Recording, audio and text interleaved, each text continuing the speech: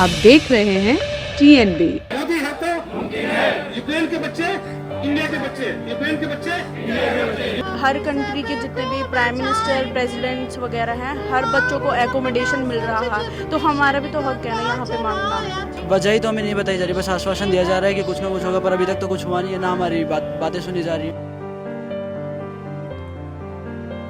हम फिर से नीट का एग्ज़ाम नहीं दे सकते क्योंकि मैं 4th ईयर में हूँ, मतलब मेरे 4th ईयर कंप्लीट हो चुके हैं, मैं 5th ईयर में आ गई हूँ। अब वो लोग बोल रहे हैं कि मैं दोबारा 11th 12th की स्टडी करूँ, विच इज़ नॉट पॉसिबल। हमारी डिमांड ये है कि जो भी बच्चे यूक्रेन से आए हैं, खुशी से नहीं आए, वॉर की वजह से आए हैं, उनका कॉलेज डिस्ट्रॉय हो गया है। हम चाहते हैं कि वो सारे बच्चों को जो है इंडिया में अकोमोडेट किया जाए।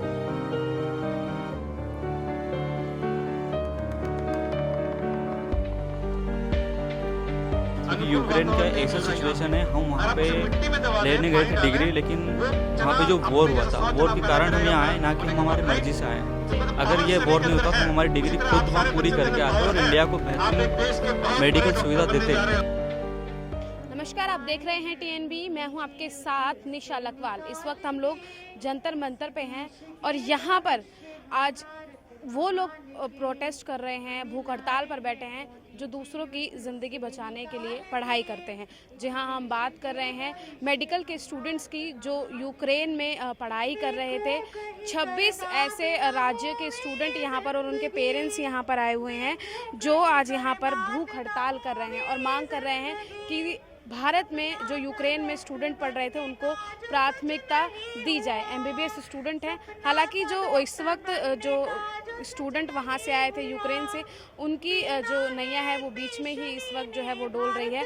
तो बहुत से यहाँ पर स्टूडेंट आप मेरे पीछे जो है वो देख सकते हैं, उनसे बात करने की कोशिश करेंगे और जानेंगे कि आखिर वो आज यहाँ पर जो भूख हड़ताल पर बैठे हैं, क्या कुछ उनकी मांगे हैं और परेशानी आखिर कहाँ आ रही है। मोदी है तो यूक्रेन के बच्चे, इंडिया के बच्चे, यूक्रेन के बच्चे, इंडिया के बच्चे।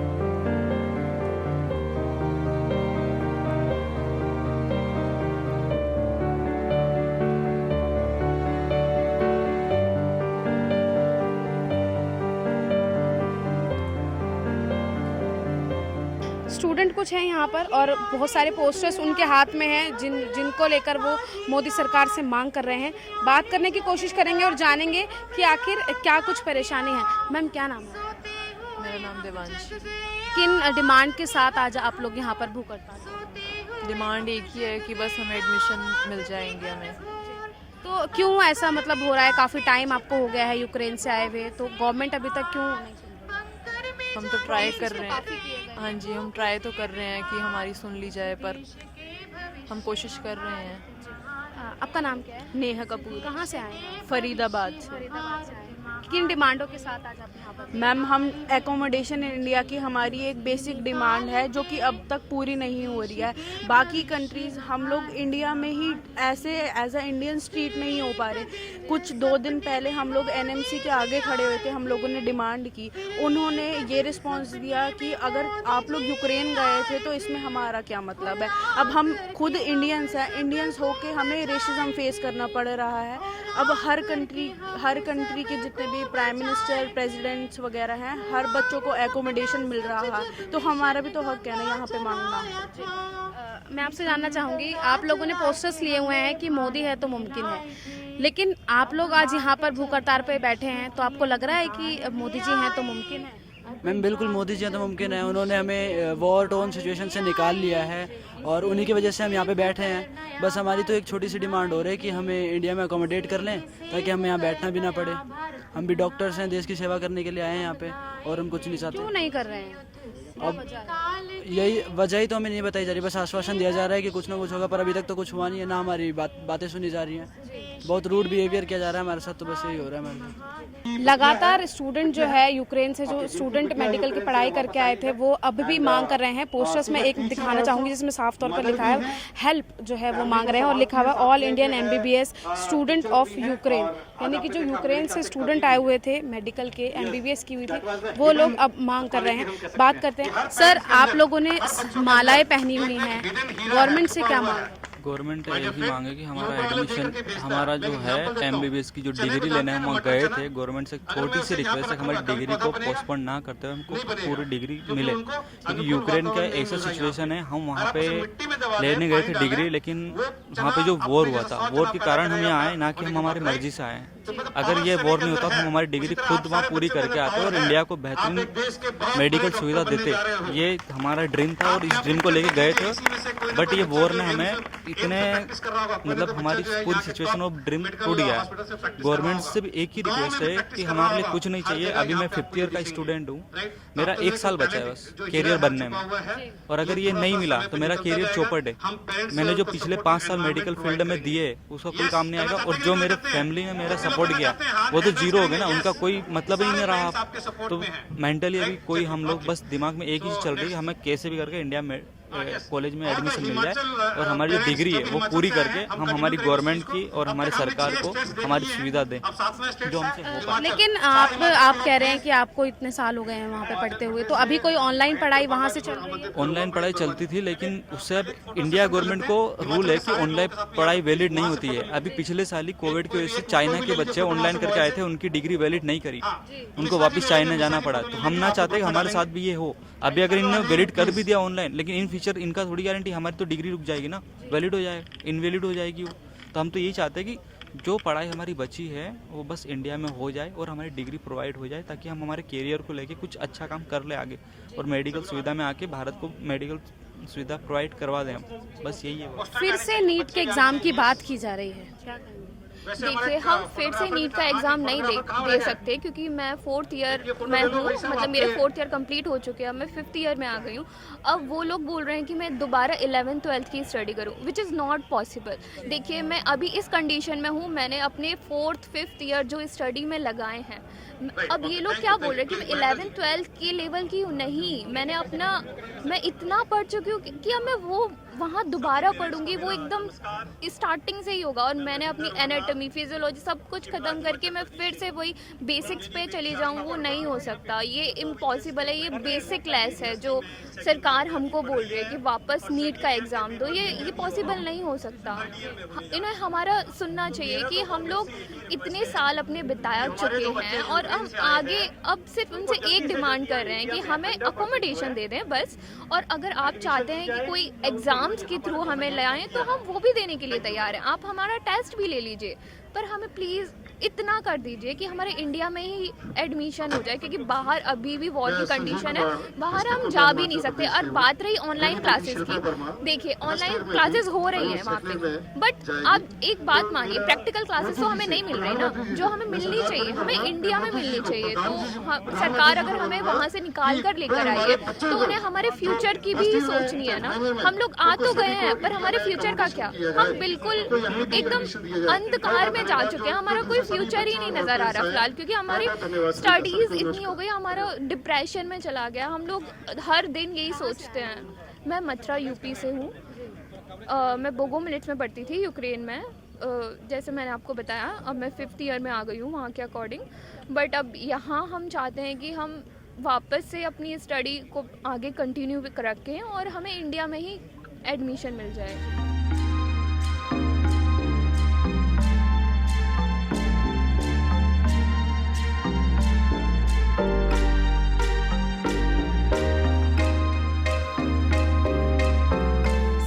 आप लोग यहाँ पर प्रदर्शन कर रहे हैं, भूख हड़ताल कर रहे हैं, किन किन डिमांडों के साथ आज आप वेल, मैं R B Gupta, president of parent association of Ukraine MBBS student from Gurgaon. मेरा बेटा भी इवानो में है, 2nd ईयर अभी कर रहा है, अब 3rd ईयर में चला जाएगा अभी नेक्स्ट मंथ से।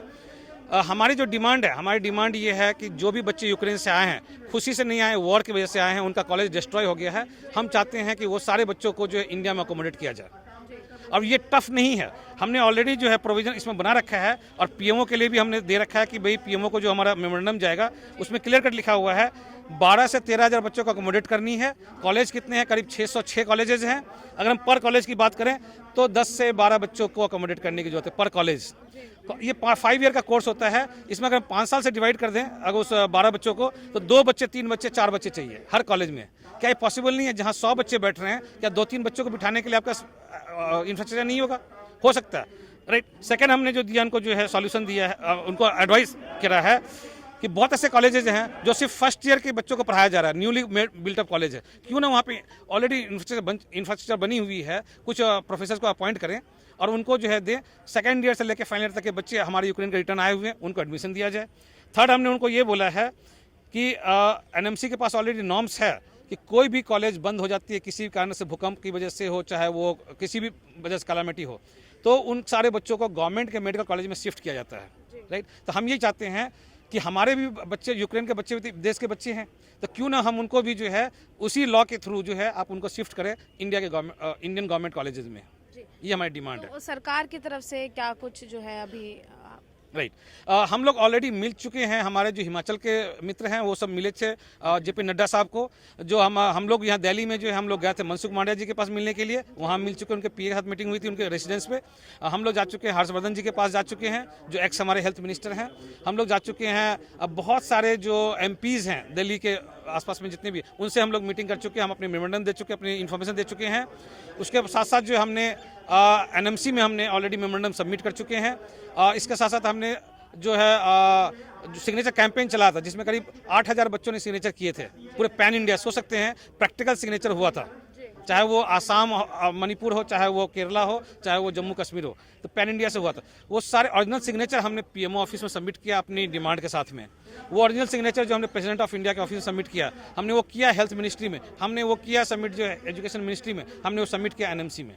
सर सबसे आप मिल चुके हैं, मेमोरेंडम दे चुके हैं, लेकिन रिजल्ट क्या निकल कर सामने? राइट। रिजल्ट की बात अगर हम बात करें तो कोर्ट ने जैसा 29 अप्रैल को बोला था एनएमसी को और कंसर्न डिपार्टमेंट को कि ये सारे बच्चे देश के बच्चे हैं, इनके लिए प्रोविजन किया जाए, इनकी पढ़ाई की व्यवस्था करी जाए, तो उसके बिहाफ पे जो इन्होंने ड्राफ्ट किया एनएमसी ने, जो हमें 15-16 तारीख को उन्होंने पीटीआई को दिया और वहाँ से जो करीब 20 न्यूज़पेपर में फैला था, उस न्यूज़पेपर की उस पर मैं बोल रहा हूँ आपको, उसमें ये दिया था कि जो 5th ईयर 6th ईयर के बच्चे हैं उनके लिए हम प्रैक्टिकल की अरेंजमेंट करेंगे, एडमिशन वहीं रहेगा, ऑनलाइन क्लास करेंगे, प्रैक्टिकल यहाँ करेंगे। फर्स्ट ईयर के बच्चे जो है दोबारा नीट की तैयारी करें और इंडिया में एडमिशन के लिए प्रयास करें। Second year, third year, fourth year उन्होंने कुछ भी नहीं बोला। इसका मतलब है कि वो सब वहाँ से ऑनलाइन क्लास करते रहे। तो आप जैसे कि आप बता रहे हैं नीट के एग्जाम की आप बात कर रहे हैं, तो आप क्या चाह रहे हैं कि बिना नीट का एग्जाम दिए जिस तरीके से वहाँ एडमिशन उनका था उसी तरीके से सीधा उनको ले लिया? राइट। होता क्या है, जितने भी बच्चे गए हैं सब नीट क्वालिफाई करके गए हैं। एनएमसी ने रूल बना रखा है कि अगर जिनको 600 आता है गवर्नमेंट में मिल जाएगी एडमिशन, जिनको 550 आता है प्राइवेट में मिल जाएगी एडमिशन, पर नीट क्वालिफाई होना चाहिए 150 मार्क्स से। तो सारे बच्चे 150 के ऊपर वाले हैं, तो पहली बात नीट क्वालिफाई करके गए हैं। दूसरी बात, उन कॉलेज में गए हैं जो एनएमसी के थ्रू रजिस्टर्ड हैं, उन्होंने अपनी लिस्ट पे दिया हुआ कि यूक्रेन में ये कॉलेज रजिस्टर्ड हैं जहाँ पर एडमिशन ले सकते हैं, तो वहाँ वो एडमिशन लेंगे, लिया उन्होंने। उसका क्राइटेरिया है कि आप जब आते हो तो हम आपको कैसे टेस्ट करेंगे कि आप एक अच्छे डॉक्टर हो। एफएमजी एग्जाम रखी गई है कि एफएमजी एग्जाम अगर आप देते हो तो आपका एक टेस्ट हो गया कि आप रियली एक अच्छा डॉक्टर हो। तो हम लोग उसी चीज़ को कर रहे हैं ना, वहाँ से आएंगे बच्चे, एफएमजी एग्जाम देंगे, अपने आप को प्रूफ करेंगे एंड दिल गेट द रजिस्ट्रेशन। तो अब क्वेश्चन ये आता है, जो बच्चे ऑलरेडी क्वालिफाई कर चुके हैं नीट, दोबारा नीट कैसे देंगे, वो क्यों देंगे? और नीट जो है दोबारा देने कोई मतलब नहीं बनता। ऑलरेडी पहले 2 साल प्रैक्टिस की उन्होंने, ट्राई किया, उसके बाद फिर जाके तीसरी बार जो उन्होंने अच्छे मार्क्स लाए, फिर अब वहाँ गए हैं, अब फिर दोबारा तैयारी करेंगे और गैप आ गया 3 साल 4 साल के आसपास, क्योंकि कुछ बच्चे 3rd ईयर में, कुछ बच्चे 2nd ईयर में है, तो कैसे वो सब नीट की तैयारी करेंगे? इसलिए नीट की तैयारी करना जो इट इज़ नॉट पॉसिबल। बात टालने वाली। सर क्या नाम है आपका और यहाँ पर? मैं एमएन मिश्रा, पेरेंट एसोसिएशन का हरियाणा का कोऑर्डिनेटर हूँ। मेरी बच्ची अभी 3rd year Bogomolets National Medical University से कीव से कर रही थी, अभी 4th ईयर में गई है। यूक्रेन भेजा था कि यहाँ पे जो व्यवस्था है, जो एनएमसी और पूर्व संचालित एमसीआई के कारण जो नियम कानून बनाए गए हैं, जो मकड़ जाल एक बनाया गया है, जो सारी 4 महीने हो गए हैं, तो मैं ये वर्ड अभी यूज करना उचित समझूंगा कि जो मेडिकल एजुकेशन में जो माफिया लॉबी है, उनके कारण डोमिनेंट पहले एमसीआई थी, अभी एनएमसी है, जिसके कारण से ऐसा व्यवस्था बनाया गया है कि भारत जैसे बड़े देश के बच्चे छोटे छोटे देशों में जाके पढ़ने के लिए मजबूर होते हैं। इवन नेपाल, बांग्लादेश, पाकिस्तान, श्रीलंका, घाना, इजिप्ट जैसे जो देश हैं, वो भी अपने देश में मेडिकल का इंफ्रा इंडिया के कंपेयर में बेटर डेवलप कर चुके हैं। और वार के बाद इन सब देशों ने, इवन पाकिस्तान, बांग्लादेश, नेपाल, घाना, इजिप्ट, इजराइल जैसे बहुत से देश अपने बच्चों को ऑलरेडी एडमिशन दे चुके हैं। और हम लोग 4 महीने बाद भी गवर्नमेंट से गुहार लगा रहे हैं कि प्लीज़ हमारी जान बचाई आपने, हमने खेत बेच के, फ्लैट बेच के किसी तरह से बच्चों को वहाँ भेजा, क्योंकि जो MCI का मकड़ जाल है जिसके कारण भारतीय छात्रों को एडमिशन नहीं मिल पाता है। छोटे छोटे देशों में, नेपाल जैसे देशों में जाके एडमिशन लेना पड़ता है इनको। वो अभी भी मजबूर हैं नेपाल, पाकिस्तान जैसे देशों को अप्रोच करने के लिए, ट्रांसफ़र करने के लिए।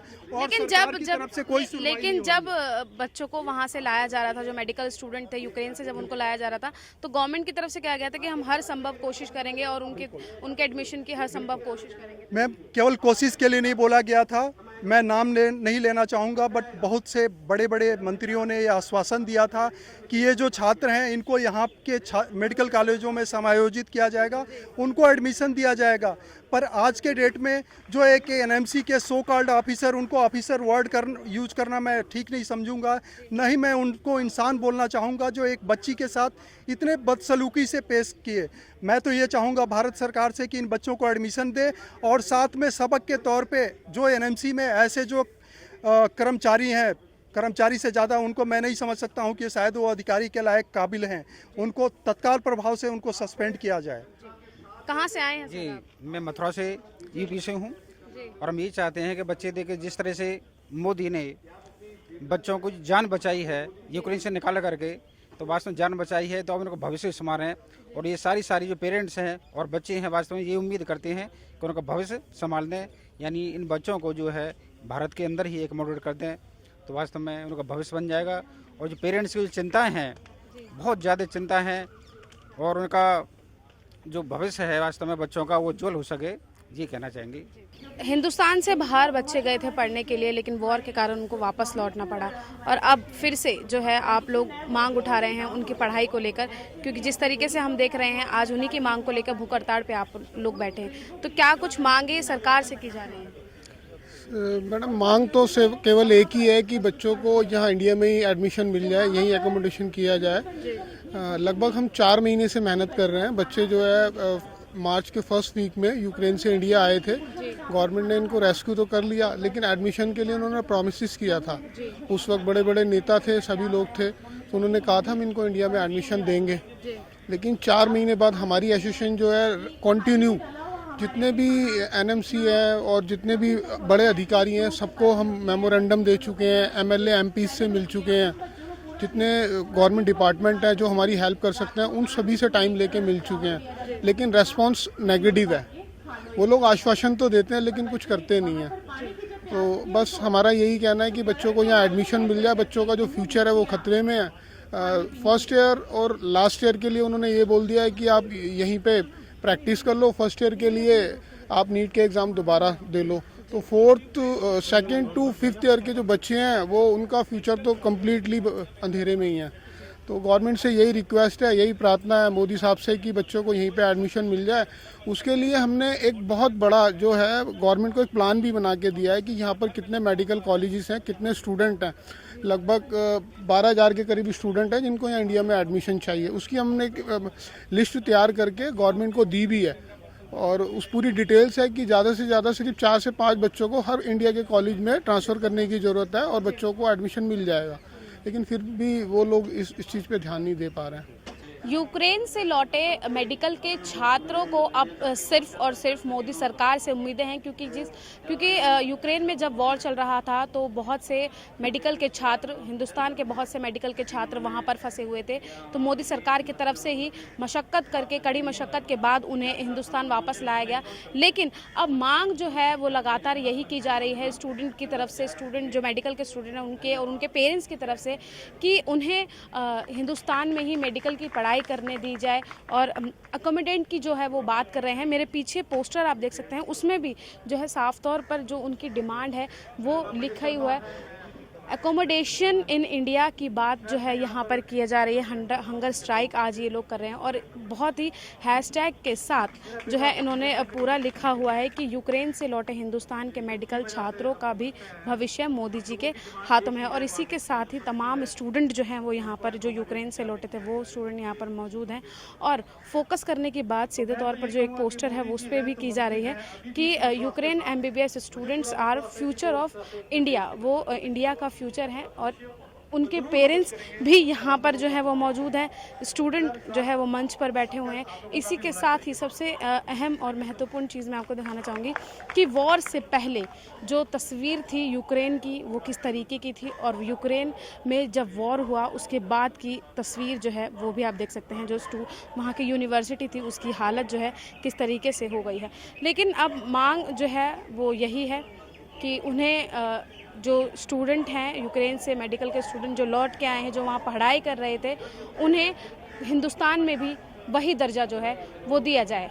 गुहार लगातार लगाई जा रही है, तमाम लीडरों से मिला गया है, उनको ज्ञापन भी दिया गया है और अपनी बात भी उनके आगे रखी गई है। लेकिन अब देखना ये रहेगा कि जो मांग यहाँ से उठ रही है वो कितनी जल्दी पूरी होती है और कितनी जल्दी उन पर ध्यान दिया जाता है। आप यूक्रेन में जो वॉर चल रहा था और वहाँ से जो हमारे छात्र वापस आए हैं, उनका भविष्य जो है अब वो खतरे में उनको दिखाई दे रहा है। तो इसको लेकर आप क्या सोचते हैं, अपनी क्या राय रखते हैं, हमें कमेंट बॉक्स में ज़रूर बताइएगा। कैमरा पर्सन शुभम सिन्हा के साथ मैं निशा लकवाल, TNB न्यूज़, दिल्ली।